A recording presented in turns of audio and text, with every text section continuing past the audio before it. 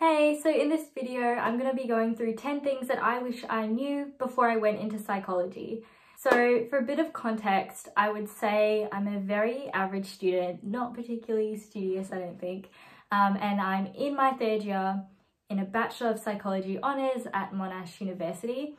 So I guess the advice in this video will be kind of influenced by that fact. So yeah, keep in mind that other universities might be different, and to always do your extra research before applying to a course.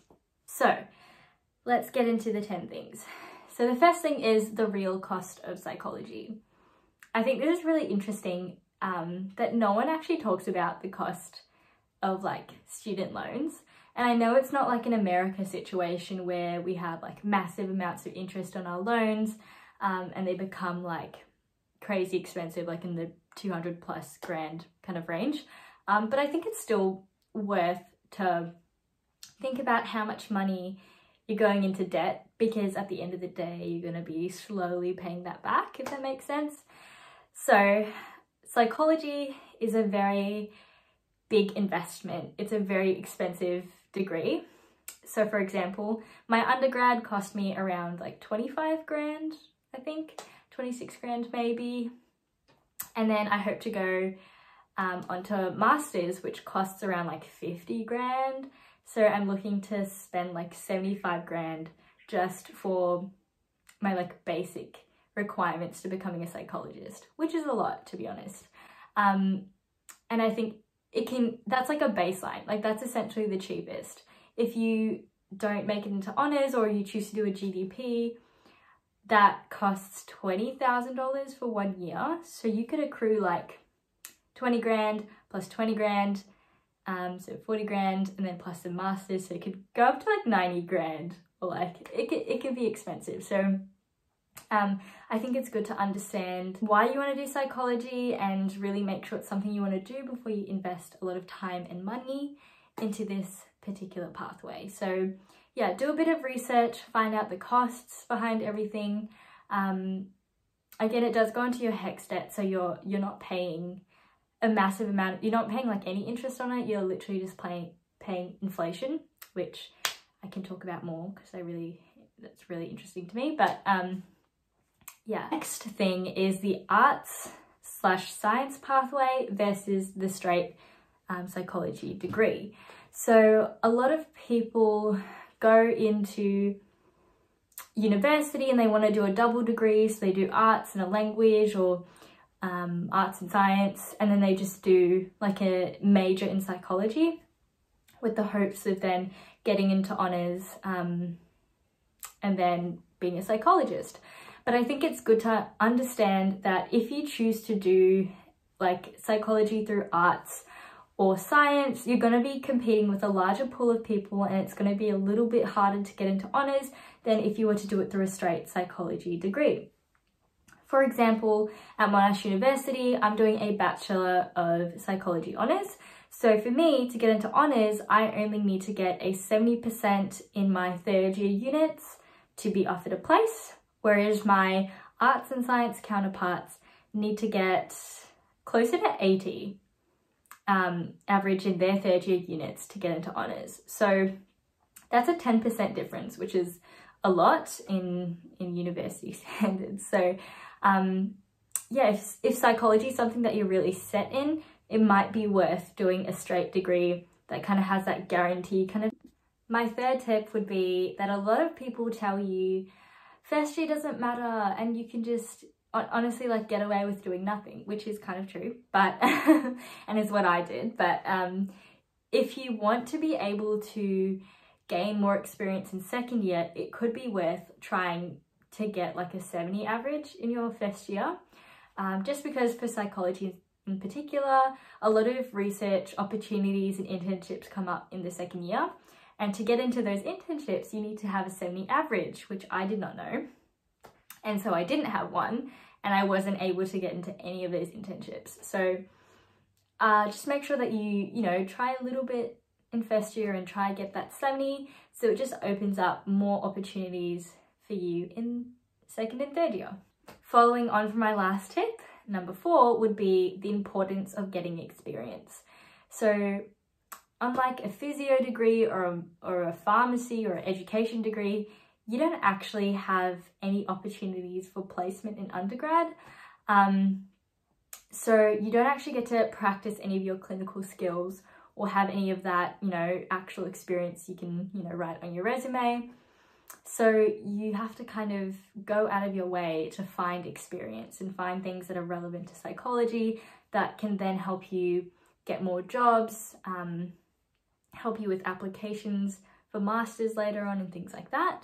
So again, like having an internship is a really good idea, but make sure that you're looking for just any sort of experience in your undergrad, because we don't get any during our course. So it's kind of annoying, but it is what it is.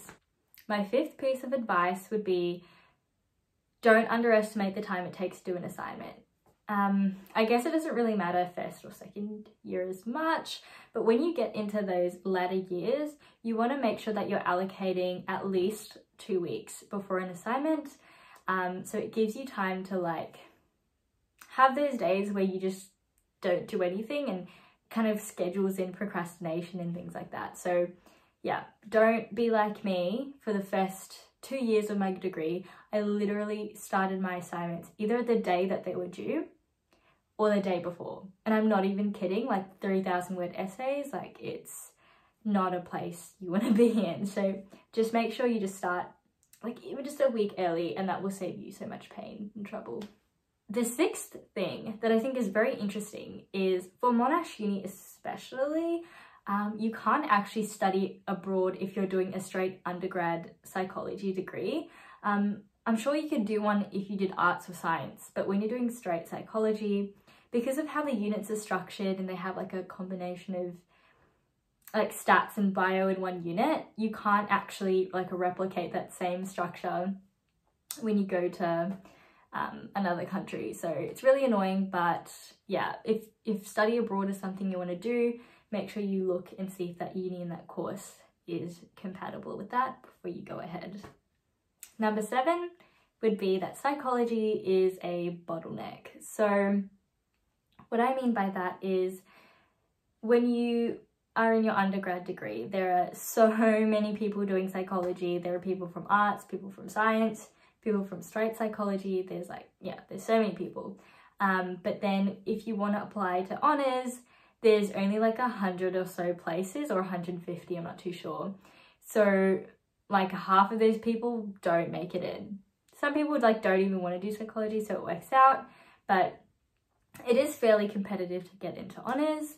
And beyond that is a master's. And this might come as a bit of a shock, but some courses, or most courses, have between like 12 and 25 places per course. So if a uni has like 2 master's psychology degrees, they'll only be taking in like 40 students. And the amount of graduates there are and the amount of places is not, it just doesn't match up. So it's a very competitive process and there's not a lot of places. Number 8 would be statistics and coding.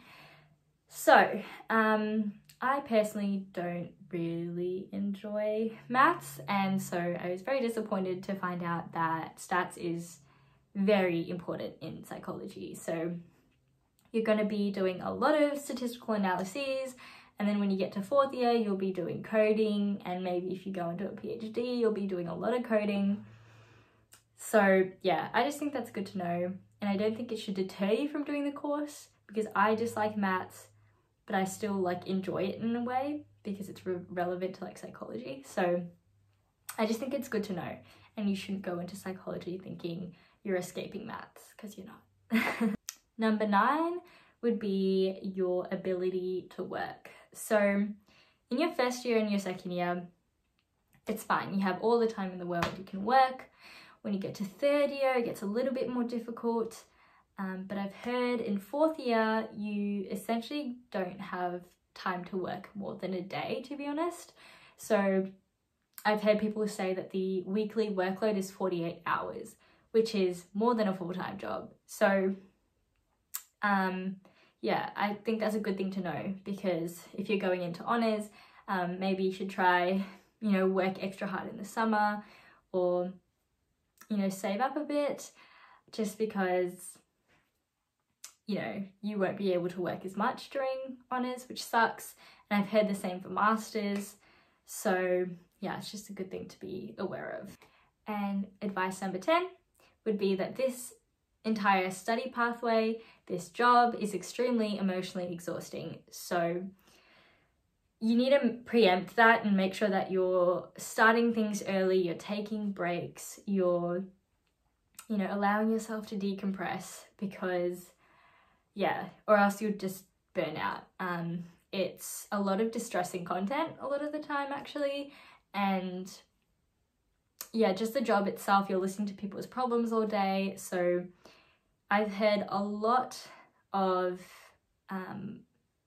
professionals say that they've experienced like emotional like fatigue, and they just have to move on to other jobs or have like other things going on for them, because it's just really tiring. So yeah, so that was 10 things I wish I knew before studying psychology. Yeah, I think it's just good to know what you're getting yourself into, but I wouldn't particularly stress. Like, I'm still learning things, I'm still figuring it out, and despite all those like negatives or drawbacks, I'm still here, I'm still doing it. It's what I want to do, I really enjoy it, and I do not regret my decision. So yeah, I hope that's been helpful. Thanks.